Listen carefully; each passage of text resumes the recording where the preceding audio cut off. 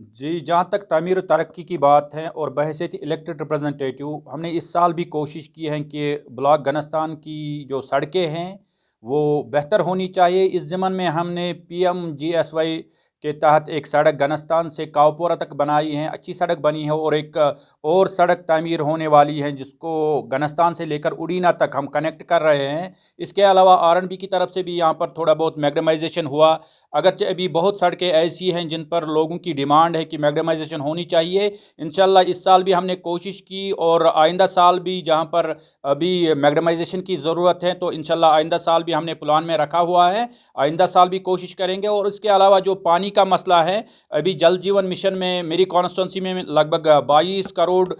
रुपए की लागत से कुछ स्कीमें तामीर हो रही है। हमें उम्मीद है कि इंशाल्लाह आइंदा साल तक या आने वाले वक्त में उन पर भी काम हो रहा है और इंशाल्लाह उस ज़मन में लोगों को सहूलियत पहुंच सकती है। लेकिन मैं ये भी समझता हूं कि बहुत हद तक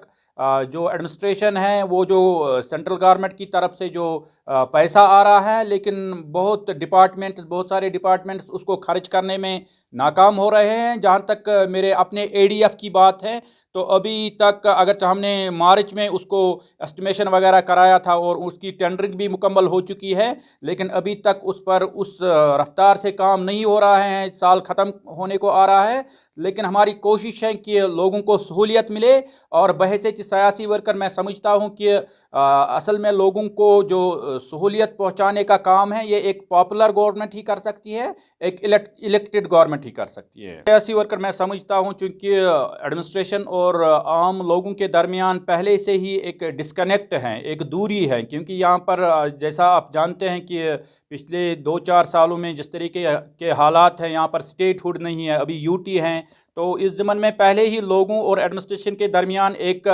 गैप है, एक डिस्कनेक्ट है। अब जो थोड़ा बहुत राबता आपस में चल रहा था वो या तो PRIs या यहाँ पर जो लोकल बॉडीज़ थी उनकी वजह से एक कनेक्शन था आवाम और एडमिनिस्ट्रेशन के दरमियान। अब चूंकि PRIs का टाइम ख़त्म हो रहा है या लोकल बॉडीज़ का जो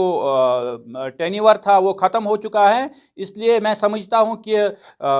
बहुत जल्द यहाँ पर दोबारा ये जो PRIs के इलेक्शन हैं या लोकल बॉडीज़ के इलेक्शन हैं ये होने चाहिए। इसके बगैर लोगों को बहुत सारी मुश्किलात का सामना करना पड़ रहा है। तो बहुत सारे जो हमारे मुखालिफ हैं, सियासी मुखालिफ हैं, वो तो ये चाह रहे थे कि PDP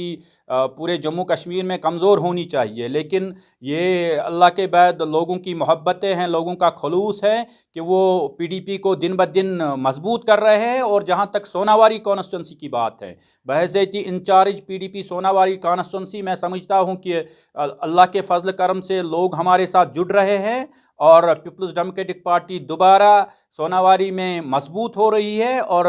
इंशाल्लाह अगर यहाँ पर इलेक्शंस होते हैं तो लोगों की मदद से, लोगों की जो मोहब्बतें हैं उसकी बदौलत इंशाल्लाह हम इलेक्शन में यहाँ पर भरपूर कारकर्दगी दिखाएंगे। और जहाँ तक गनस्तान कॉन्स्टिट्यूंसी की बात है, अभी तो 1 साल ही गुजरा है, मैंने यहाँ पर अपनी परफॉर्मेंस दिखाई है। अब हर पार्टी को हक है या हर एक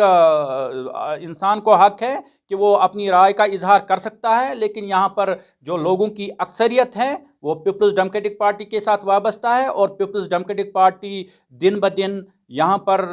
बिलखसूस गनस्तान ब्लॉक में या सोनावारी कॉन्स्टिट्यूंसी में भी मजबूत हो रही है।